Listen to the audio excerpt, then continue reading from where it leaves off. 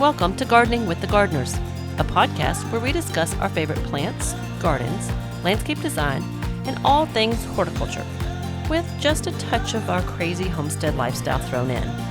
I'm one of your hosts, Matthew Boone Gardner, a horticulturalist, landscape designer, and fourth-generation owner-operator of Boone Gardner Landscape. And I'm Hope Gardner, Matt's wife, a horticulturalist with our local county extension office, as well as a landscape designer with a family business. And together, we make up Gardening with the Gardeners.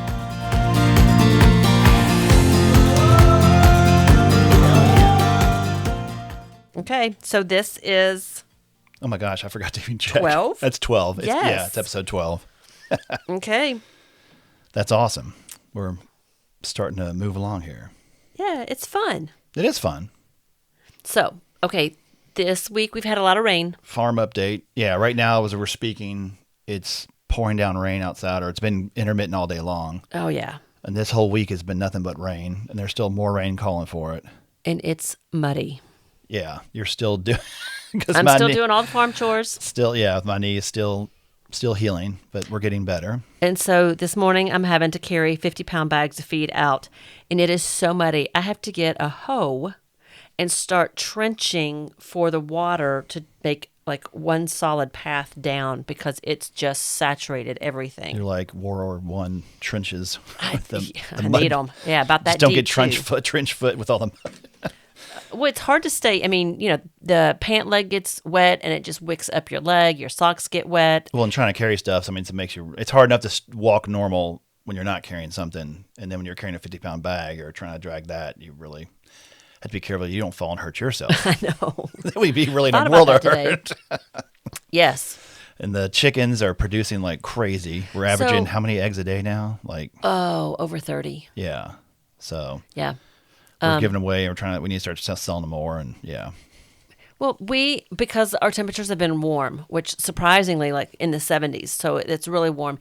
In between the showers, when we get just a little bit of sun, it's really kicking both the chickens and the ducks. So we've already started getting duck eggs again. I collected 10 yesterday. Mother Nature's definitely telling us it's spring. I mean, I'm sure we'll have back and forth. I know. Oh, yeah. I know. The bottom's going to fall out sometime. I mean, this is just March, the 1st of March, and we usually get most of our snow, I think, now is kind of classified as, that the month of March has the most snow. Mm-hmm. So, yeah, I mean, it's, you really look at it with these warm temperatures thinking spring's here, and I am so ready to go with spring. The daffodils are up. Some of them are even starting to bud and show a little bit of color. Okay, yeah. The crocus are blooming. I mean, it's just, itching for spring. Mm-hmm. Yeah. Spring peepers are singing, especially these warm days, like I said before, those little tree frogs. And we finally got a big accomplishment done. We thanks did. with I'm the so aid of a excited. friend. But 1 year later, in a couple months. Yeah, I bought Hope a really nice greenhouse for Christmas 2024. Yeah. And I was like, okay, I can do this myself. But it's a glass greenhouse. It's from Exactco. It's really nice. It's Victorian. It has that Victorian look to it. And I was like, I can do this. Surely, Crane and I can build it sometime. And of course, we've been just Sometimes is no busy. And then my knee gave out, and so I was like, okay, it's time to just call in reinforcements. So got our friend Ian, who's a contractor. He's a professional, and he knows what he's doing. And he's also has Dutch ancestry, so it's kind of funny that our Dutch greenhouse was built by probably the only Dutch, one of few. I shouldn't say the only Dutchman in Oldham County, but one. Yeah. So it's very helpful because all of my tropicals, we kind of overwinter in the garage. So one car does not get parked in the garage. All my tropicals come in. And so we have, in fact, I think it was 24 that we actually lost all the tropicals. And so that's when you kind of decided to pull the plug and go ahead and do this. And so I'm really antsy, with these spring temperatures to get out there in the greenhouse, move all those tropicals back out, start waking up everything. And now you have a nice formalized area to go as a segue into our topic today. Yes. Seed starting. Yes, because I'm itching to start. Yes. It is time. You've started a few. You kind of are putting some of your dahlias. I'm waking up some dahlias. Yeah. Mm-hmm. I can't wait. I'm probably going to start taking cuttings here very soon, which I have to admit, I have never done cuttings for dahlias, But talking to some of the other big dahlia growers, they really kind of got me excited about trying it this year. I'm sure it's pretty easy. Yeah. So I'm going to propagate some of those, get them, wake them up, get them started, and then I'm going to start seeds.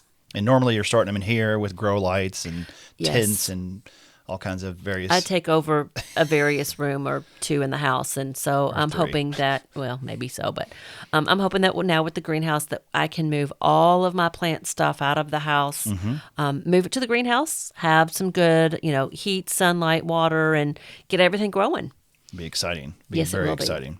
So, in years past, and I think we've mentioned this on the program before, is that we did have a CSA, Community Supported Agriculture, and I raised a lot of produce, a lot of vegetables. You did a lot of produce at one time. We had 27 families that we grew produce which is a lot for. for us. I mean, we're a small operation, and it was a lot of work, but it was a lot of fun. It was very rewarding. You got It great was. relationships, and it was fun Met to some share. fantastic people. Yeah, fun to share our products and produce with our friends and new friends, Mm-hmm. and then it's a lot of work. It's It a is hard a lot of work. balance, And I have to say, I mean, I have a much greater appreciation why farm families in the 20s, 30s, whatever, had a ton of kids. Because I mean, we only have the 2 kids, and I had both of them out working with me in the vegetable garden. When it came time to harvest and pack, it was a lot of work. I have to admit that I took a couple years off, just kind of grew for our family. that was my joke with the CSA. I was like, all our produce was going to all our customers, and we didn't have any left for ourselves. And so I was like, we need some stuff for ourselves. Yes, we do. And then I kind of transitioned out of, as much produce when we weren't doing the CSA and started doing some just flowers. Well, that's before you took your full-time position at the extension Yes. too. So you were doing more stuff around here with the farm and the business and all that. Yes. So, yeah. And started doing a lot of flowers and kind of getting into more and more cut flowers. I'm excited about doing the cut flowers. Yeah. Yeah. So I may be selling at the farmer's market. I may be selling at the end of our driveway. But, I usually have enough cut flowers. I got a lot of flowers. You had a lot of dahlias, so Yeah. add to it. Yeah. So now it's time to start, seeding for all these flowers I We want want to to plant. give you guys a lot of, where do you start with seed starting? But there's lots of, we have lots of time, so that's good. We're kind Well, of giving- and so really, I think when I ask that question is, where do you start? Do you want to start with the vegetables, or do you want to start with, the cut ornamentals, flowers? yeah, flowers.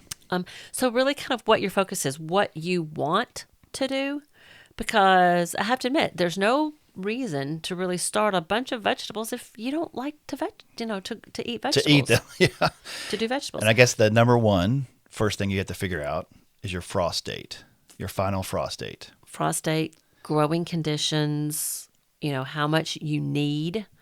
And it's funny because when we had the garden center, people would always get very gung ho and very excited. I mean, Oh my I was gosh, at yes. Costco like 2 weeks ago. They're and probably people- selling geraniums. They were, I don't know what, I can't remember what all they had, but they had some palms and people were walking out there with palms and other things. in the snow. Yeah. And I'm like, our garden center, we would really be careful and follow the frost-free date. And it frustrated a lot of our clients because some of the other garden centers, I won't name their names, they're good garden centers, but they would get excited and they would just go ahead and buy stuff in and bring it in. Well, it depends on, do you have that mentality of your customer wants it, sell it? Or do you say, horticulturally, that's not responsible That's because what if we have a frost, your geraniums are not going to last if we have cold temperatures. Unless you're going to do, haul them in Unless and you out. want to buy them again. So literally our frost-free day, it's just the easiest thing that our mantra is always say after Derby, after Derby, after Mm-hmm. Derby. And still, according to this chart, I mean, we're April 30th to May 5th is usually our frost-free date. I've That always can- said, that May 12th. I know, May because you like to 18th. go, you like to be safer, which I don't blame you because we've had, We've had snow after Christmas, Yeah. not that long ago. yeah, after Christmas. I mean, after Christmas. Oh my gosh. It's been a long day. After Derby, Yeah. we have actually had snow. I've been to Derby when it snowed on us. Oh, we're sitting And there all then dressed up and getting snowed Since on. we've been here on this farm, we've had snow after Derby. Mm-hmm. Yeah, So- you always like to play more cautious, which is a better, I think, better practice. Because then you're not having to scramble as much, and you can get them out there in the nice warm weather. So Yes. you would always say probably at second week in May, and sometimes, and obviously, really any time in May. But I guess that leads me to your next most important point is when you check your seed packages. So once I've decided, what I want to grow, and I go through these seed catalogs about 12 times, highlight, circle, write down, change my mind, go to a different seed catalog, write all those down. So when I finally get my list of what I want to grow, and then I decide, okay, if I'm going to grow this tomato, for example, am I going to seed this tomato, or am I going to be able to purchase it, already grown from a box store or my local feed and seed, somewhere like that. And then, so when I decide that I'm going to, I have my list of seeds and I get the seed packet, you're actually going to be able to read on that seed packet, is that a direct sow, or do I need to start it, 6 to 8 weeks before your last frost date? It's very important to know when to start those seeds. Some of them are going to take 12 weeks. And let's talk before. about direct real quick before you go that. I'm sorry to interrupt. Let's explain direct sow versus starting and then moving the plant out. So I am going to, say beans. All of my green beans, I'm going to put directly in the garden. It's not really going to do me a whole lot of good to try to seed those ahead of time. I mean, I can. They're nice big seeds. They're big seed. They're easy to plant. Easy to plant. Corn is the same way. Yeah, you can just put it. That's what I mean, direct sow. So it goes Yep, directly into the garden. in your garden bed or your raised bed, your container, whatever you may use. Yes. Then there's a lot of plants that you have to start seeds early. And it could be of numerous reasons. The number one, the seeds are small, or the new plants when they first germinate are very fragile and they need to harden off. Well, and a really big thing is they won't, if your soil temperature is not 70 degrees or above, they're not going to germinate. They'll just sit there and stall out. Yes. So if you have to wait until your soil temperature gets to 70 degrees and then you seed the plant, it may not have enough growing time Exactly. to produce the fruit or the vegetable, what it is really, for us to, be able to harvest it. Yeah. So we have to start earlier, which means some seeds have to be on a heat mat. Some seeds you have to cover with soil so it's dark for them, whereas others you don't cover. You lay them on top, maybe just a little bit just to hold them down in place so when you water it doesn't wash them away. But they need light to germinate. So there's a lot of different methods of handling your seeds when you're starting to seed them. Yeah. And like you said, I mean, you're perusing the catalogs now. You're getting inundated. You've gotten all those in the mail. Other people are too, probably. You go to your local, our local feed and seed. Steve was putting his seeds out last week. I went there. He was excited because he's putting the seeds out. And, the garden centers are. And so, now's the time to start thinking about that and pick out your varieties and then read your pack. Well, and I have to say, along with that, I know I've mentioned this before in another podcast, but I'm one of those that I lay out my garden beforehand. So I have my garden already laid out, designed, where, I know where my tomatoes are going to be planted. I know where my beans are going to be planted. I know how many. And then you do that chart, that kind of like a spreadsheet of like the start dates. Yes. And that just helps me know ahead of time, kind of, that's my roadmap. That's the game plan that I'm going to have for the year. So when I go to start seeds, I know that maybe I'm going to start 24 tomato plants because I do want a couple extra if something goes wrong. If I have to worry about dampening off, which we'll talk about later, but if something happens to that, I've got a couple backups. Yes. I can always find a friend to give an extra tomato plant to. Exactly. And, there's a lot of times that if I have a total crop failure, I know I can go buy them someplace else. But I like the enjoyment of starting them myself. Yeah, you can buy the tomato starts at a garden center instead of doing them from seed yourself. Yeah. But it's fun to try, do it for seed. I'm going to have my design of how I'm going to lay out my vegetable garden because I want to rotate my crops from year after year. So this, 26, I have my garden layout. I know how many of each plant I'm going to start. And then, now it's time to get started. Yay. There's a lot of different types of... There's tons of charts and information online. I mean, obviously your office, the extension has those. But I mean, honestly, just if you know what seed you're going to use, again, refer to the seed packet. And So then the nice thing is every county has a county extension office, and UK creates this publication, and I mean it's a big, thick book, really, of home vegetable gardens. And so it's going to give you all that information. It It's a gives real you your nice seed thick book, start. yeah. It gives you your frost date. There are 3 different kind of growing zones in Kentucky. You know, we've got Western Kentucky, Central Kentucky, and Eastern Kentucky. And because the growing conditions are different in each of those areas, it guides you on, you know, which area you're in and then which dates that you need to be familiar with. And then it's going to give you kind of some, you know, guides and tips on how to grow these crops and how to get them started. So if anybody's out there that, you know, really wants to get into vegetable gardening and maybe has a couple questions, go grab that home vegetable garden guide. It's a great resource. It is a fantastic resource. And that's online too, I think, isn't it? Yes, Yeah. you can actually get it online. It's sometimes a little tricky maybe to find. To manage a To PDF and me, stuff. I'm still old school. I want the paper. I want to be Yeah. able to flip my pages and mark them and tab them and everything. But you can get it online. Yes. So that's a great reference. There's obviously great books out there. And back to the seed packets, you know, the information that you're going to get off of that. So you got the direct sow or start indoors. We talked about that. Mm-hmm. You know, do you sow the seeds on top of the soil? We talked about that. Mm-hmm. How deep do you plant the seed? So, real quick, a little rule of thumb that you can typically go by. Now, there's always something out there that's gonna, you know, kind of buck that that idea, but you always plant twice the size of your seed. Mm-hmm. So, if you have lettuce that's teeny, teeny, tiny, you know you're not going to put that 1 inch to 2 inches down in the soil. If you have something big like a lima bean, that's going to go a lot deeper. Mm-hmm. So, the size of the seed will typically help you get a general idea of how deep you're going to be planting that seed. Yeah, because some of those little itty bitty seeds, you literally just You can't put even see You them. put them right on top of the surface, basically. Yeah. And then obviously, does it need direct sunlight? You know, what kind of lighting conditions? Those, pay attention to that. How many weeks should you start the seeds before the last expected frost? We discussed that. And how many days until germination? So that's another one that's it's really interesting because some seeds can take a long time Long. to germinate. Some seeds really take a long time, like Rhodia japonica. We're totally going in a different direction here, but that is the really cool shade plant that we like, the Japanese sacred lily. Yes. And it's hard to grow from seed. Most of the time you just divide it, but you can do it from seed, and I've done it. But it takes over 2 years for those seeds to sit in the greenhouse and go through that process. So it's quite fascinating. But that's just a little sidetrack there. But some even longer than that. I mean, but most of your vegetables and cut flowers and things like that, they're going to be a lot shorter, obviously. Yes. But there are different lengths, and some are real short, and some take a lot longer. They do. And then so when you seed those, when you plant those seeds and you have that general idea of how long it's going to take, you can tell if it's something that's only supposed to take 5 to 7 days to germinate and you're on day 12, you know that something's gone wrong. You may want to reevaluate how, the techniques that you used.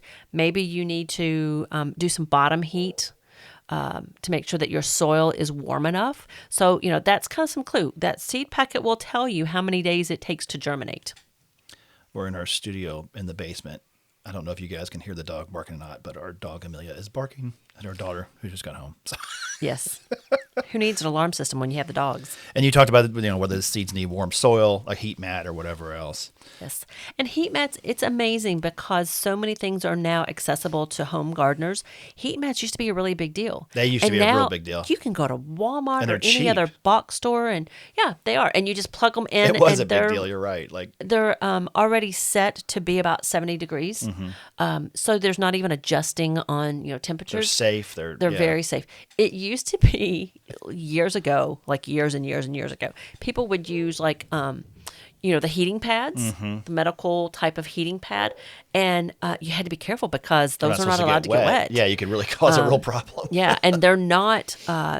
You can't calibrate those to be a certain temperature. No, they get hotter than And so a lot of times you would just bake your your seeds. So we're really, really fortunate that, grabbing a heat mat at just a garden center or a box store has just become very, very, easy to Yeah. do now, as well as the grow lights.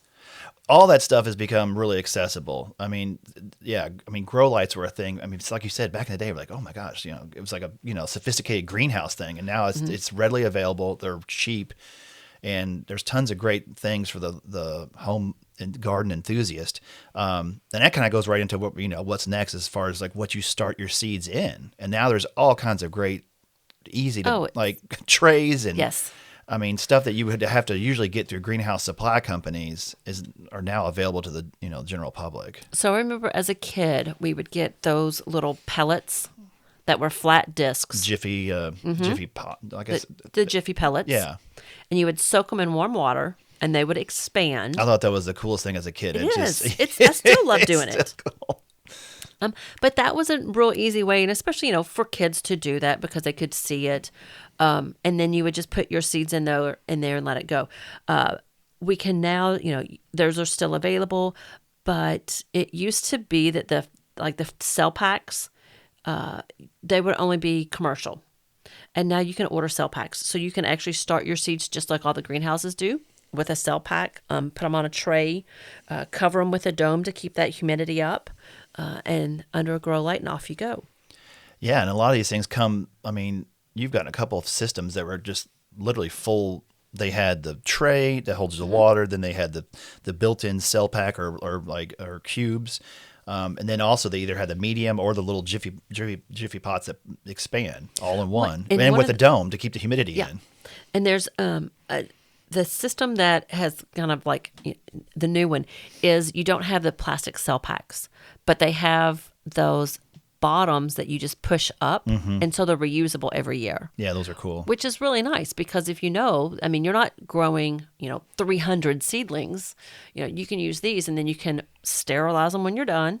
And then you can use them again. Well, the next it's really year. nice because that's one thing our industry, even though we're the green industry, it always has bothered me the amount of waste we create, like plastic waste through mulch bags, or plastic waste through pots and seed trays, and so anything you can do to reuse that is really a nice thing. And I think that's why a lot of those peat pots and those little pellets that we just talked about were very popular because you don't have that plastic waste, and you plant it right in the ground with it. So last time, people have used eggshells. I love the cute little eggshells. Yeah, you just basically crack off the top and save them.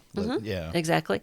There's a lot of people that will also use newspaper, and they make a cup out of the newspaper. I haven't seen that. Fill that up, the little cup up with soil, because that newspaper does degrade. So by the time those plants are ready to move out to the garden, newspaper gets a little soggy and it'll break apart. But you can use to-go trays. Oh my gosh, we save all our Chinese containers, use them for all kinds of things, but they're really good for seed starting. And then tell them about your master gardener. I guess you had, because I called on one of your master gardeners the other day, and she had her diligently following your instructions with all the little milk jugs. The winter sowing. Yes. That was actually new to me, I guess last year, I think. And a couple of the master gardeners went to a class, and then they came back and taught the rest of the master gardeners, and I was there. But you would get the translucent milk jugs or gallon jugs. A lot of time you'll get sweet tea or lemonade. It can't be the white ones. No, it has to be those translucent let some light ones. in, yeah. You go up about 4 inches and you cut around the outside, and then where your handle is, you leave about 2 inches. So it's still connected to the base. We got a soldering iron and melted some holes in the bottom for drainage. Fill those up about that 3 inches, and then you put your seeds in it. Flip the top back down. Flip the top. We tape them so that it holds the top on, and you leave the cap off of it because you want rain to go down in that cap to water the seeds. But the idea is you let those seeds stay outside because you want them to go through that natural, chilling point at night, warm up during the day, chilling point at night, or freezing, and that natural rhythm of the weather. Yes, that natural rhythm of the weather cycles will help stratify the seeds. And that's a term, that cold stratification is that process of exposing the seeds to cold temperatures and moist conditions over a period of time, usually for several weeks. And that helps to break dormancy, thereby triggering germination in those plants. And it's a stronger plant. Yeah, a lot of seeds require that chilling dormancy phase to break out of their dormancy. So a lot of times you'll store some seeds in the refrigerator get that chilling requirement, or like you're saying, this just automatically does it.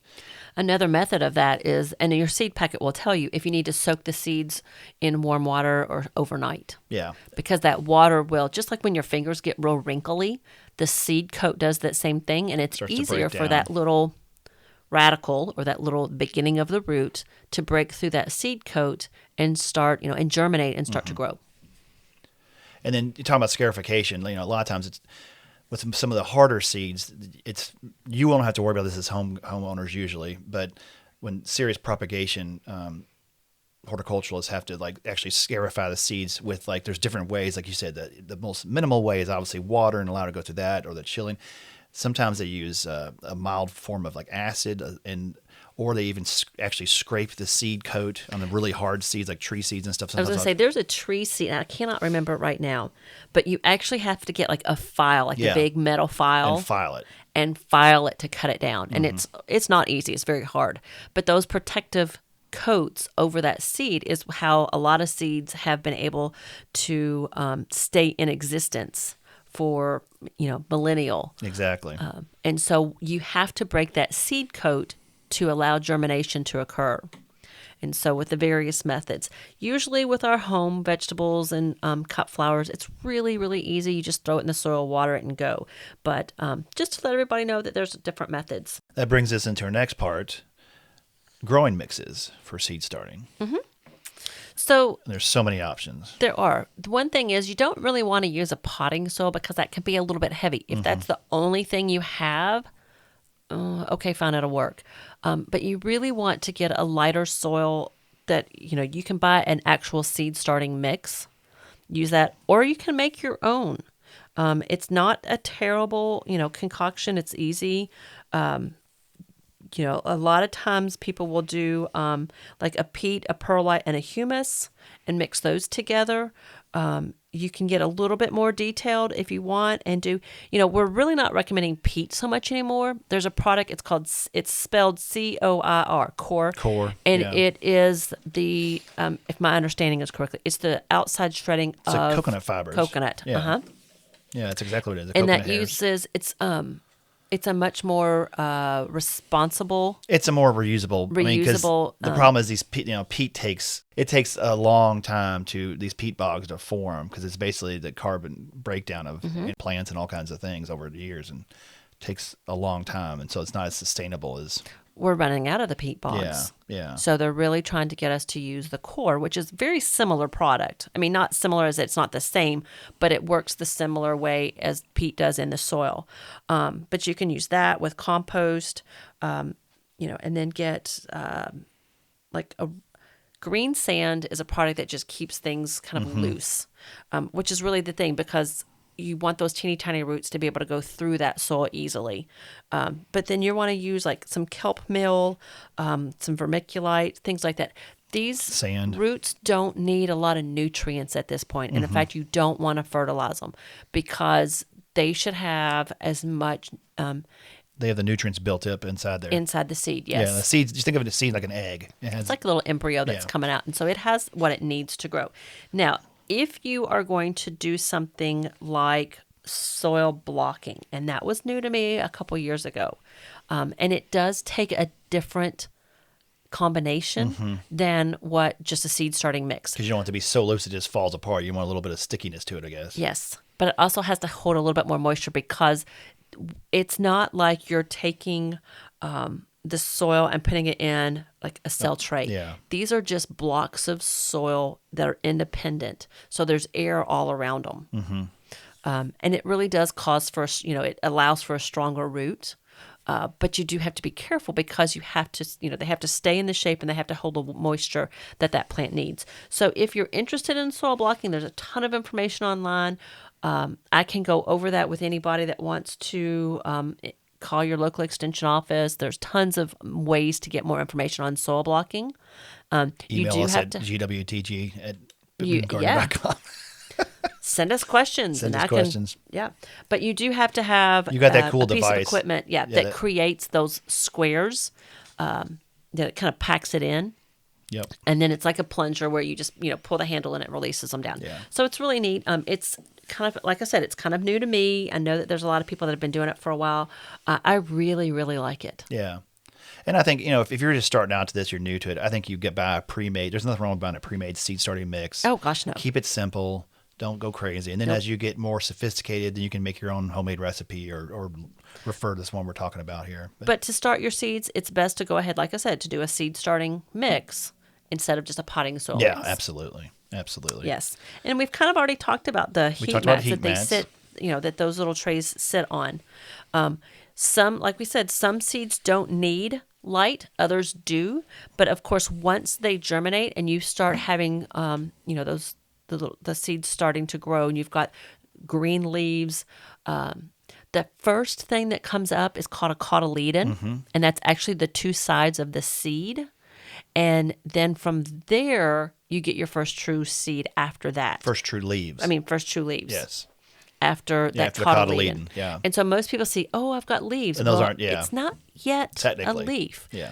So once you get your first true leaf, you really have to watch to make sure that you have enough sunlight for them to create the photosynthesis. Yeah, because they're going to start getting busy working.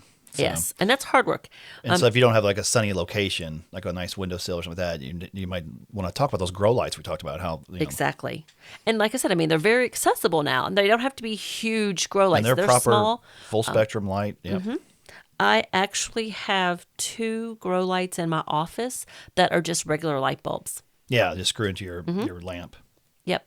And so they don't have to be anything super fancy. And then you've got some of the other ones. They're like the strips. they're LEDs. Oh, yep. I've got the LED. It's like full steak. They spectrum. don't get hot. They're super cool. They don't No. and they're easy. And they're like a nice strip. And you used those for your seedlings before. If you have those little devices that you plug into the wall and then you adjust Set the your time timer. so that it can go on and off automatically. And you want 16 to 18 hours of Yes. light, and then 6 to 8 hours of rest. Exactly. Trying to mimic that natural cycle. Right, to the natural cycle of sunrise and sunset. So that's the easiest thing to do, I think, is just to put it on an automatic timer. Yeah, because it's important to actually give them that time off too. They need that photo length period shut down, and the Yes. nighttime is just as important as Exactly. Because, not to get too deep in the weeds, but, believe it or not, plants breathe just like we do. And so you have respiration and transpiration, and they happen at different times. One happens during the daylight, one happens at night. So if your plant's not getting that nighttime where That it rest. can rest, then that doesn't occur. exactly. So to have the healthiest plant that you can, you want those 16 hours to 18 hours of sunlight, and then that 6 to 8 of rest. And then a little bit of air movement can always help things too. Definitely so. You want to mimic them being outside. Yeah. And we always, hopefully, always have a breeze outside. So it prevents disease, helps prevent Yes. disease. It actually makes for stronger Stronger plants plants. because it increases their cellular structure and their turgor pressure, and actually hardens them off and makes them stronger plants. And helps control fungus gnats, which are a horrible bane of existence when you're trying to seed start stuff. It seems like they almost always come around. They do. And there's all kinds of different theories on how to get rid of them or how to control them. And, really, I think if you have, you don't want overly moist Yeah. soil and you want that air movement, that fan, just a light breeze. It doesn't have to be on high. And if you put it even on low, it doesn't have to be right on the plants. You don't want to blow them, down. But just Just having a that light, yeah. movement, just so that you, see those leaves just move just a tiny little Well, bit. like you said in your office, you use like an oscillating fan, so it just kind of, it's not just blaring on them the whole time. It's going back. And I don't have it on every single day. No. I forget a lot of times, but you do want that. And that also helps prevent that. Having that fan also helps prevent algae growing on the soil as well. Yes. So when we talk about disease, the big disease that we have to really consider at this stage, Fungal. well, it's that fungal, it's that Dampening dampening off. off, Yeah, which and is that's where that little stem kind of rots right at the base by the soil. It's a fungus. It's just going to turn black, and then the plant looks great one day, and the next day it just kind of falls over instead. I'd say it's probably the number one reason people don't have success when they're starting seeds is dampening off. Yes. Yeah.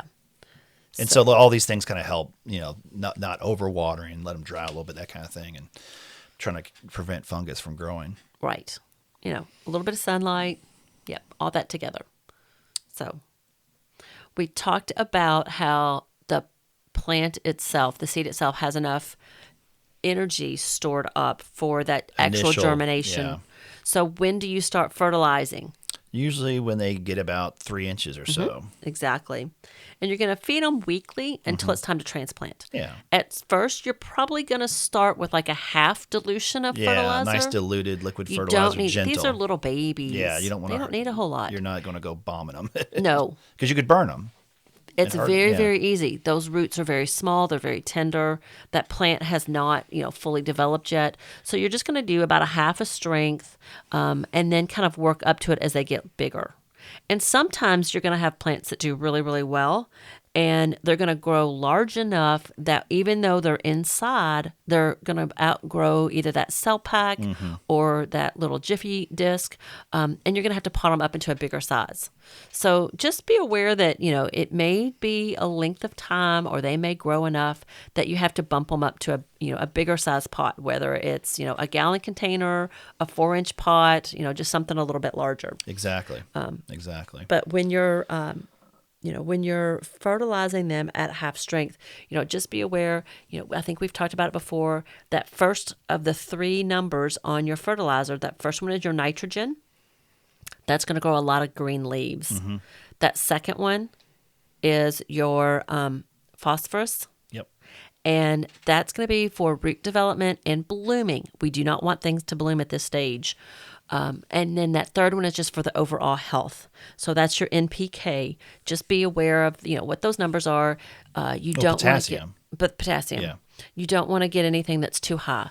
I have some fertilizer that I use for the dahlias that center number is a 50.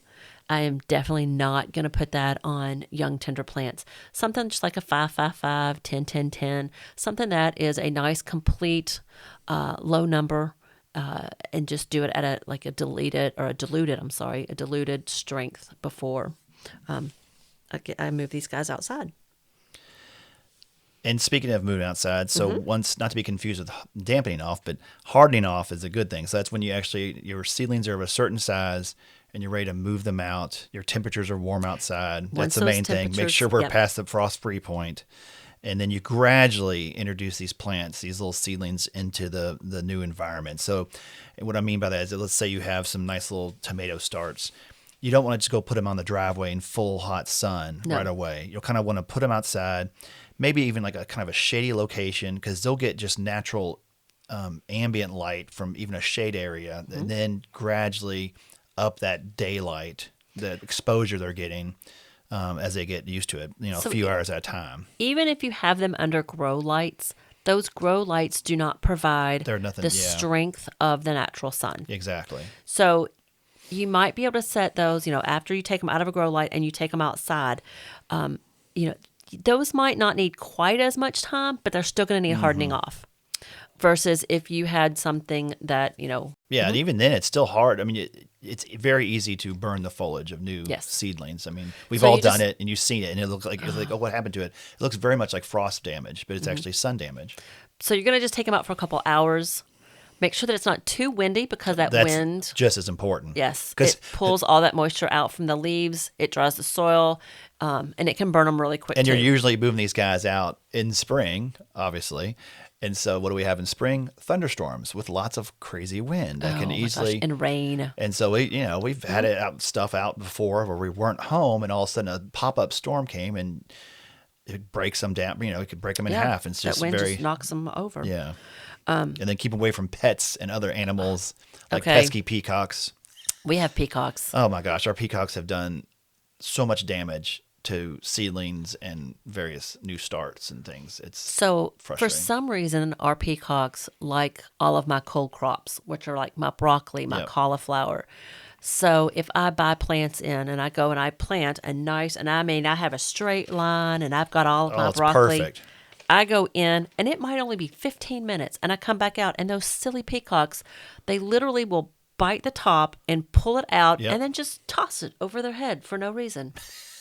And I think they do that just because they know how mad I get at them. I know. I love our peacocks, but I have a love-hate I with them don't. because they make me so mad. You do love them because you wouldn't know, but they frustrate us on so many levels. Like, yeah. So it's kind of gotten funny that I haven't grown broccoli the last couple of years just because the peacocks, once that little seedling gets established and those roots take hold, they can't pull them out as easily and they'll leave them alone. But it's just getting to that point. Yes. I've planted some broccoli 3 and 4 times. And then, they just keep pulling it out. So, yes, be very careful and be very aware. And it may not be your pet. It may be a neighbor's cat that comes in. So just know that sometimes you may have to protect them a little bit more in the very beginning until they do get established. Yes. So, I guess that's probably a quick little intro into seed starting. Well, once you get those planted, always remember to water them in. Oh, yeah. That's a really, really important part that a lot of times people will forget because they're like, oh, well, I watered that seedling in the house before I took it out to plant it. Oh, no, yeah, you definitely want to water it in. Yes. Absolutely. So be sure and just go ahead and water. And then keep your schedule after that because they dry out really fast. They do. Especially in that new sun. I mean, it's amazing how even if the best with your raised beds and all that, I mean, you'll water them and they dry out. I mean, sometimes less than 24. Twice a day. Yeah, it's crazy until they get established with better, more like larger root systems. Yes, I'm not putting so much water on them at one time. No. I don't want to flood them because too much water can be as damaging as not enough water. So you want to do, if you need to split it and do a decent amount in the morning and then a decent amount still in the afternoon, like late afternoon, but give them time to dry out. You don't want wet foliage overnight. Yep. But just kind of help along until they get established. So that's seeds. Yeah, a quick little primer. I think the main thing, the takeaways are just read that package. Yeah. It'll tell you mostly everything you need to know on there. Well, the seed companies want you They to want be you to successful. succeed. Yeah, so you come back. Exactly. Buy more. They want you to catch the bug. Absolutely. Yeah. Yeah. They want you to get the gardening bug. So, Yeah. Well- and guess what we're doing this weekend? yeah. Yeah, you already told me, you're like, I'll be in the greenhouse. Yes. I'll be in the greenhouse. Exactly. He's very excited. Well, thank you for listening to Gardening with the Gardeners. Please subscribe or follow to get new episode updates. And please help us get the word out about our new podcast by dropping a rating or review. If you have any questions on landscape, gardening, or horticulture, please send them to gwtg@boonegardener.com. That's Gardening with the Gardeners. And don't forget, gardening has an I. Yeah, GARDINER. Thank you for listening to Gardening with the Gardeners, and we'll see you next time.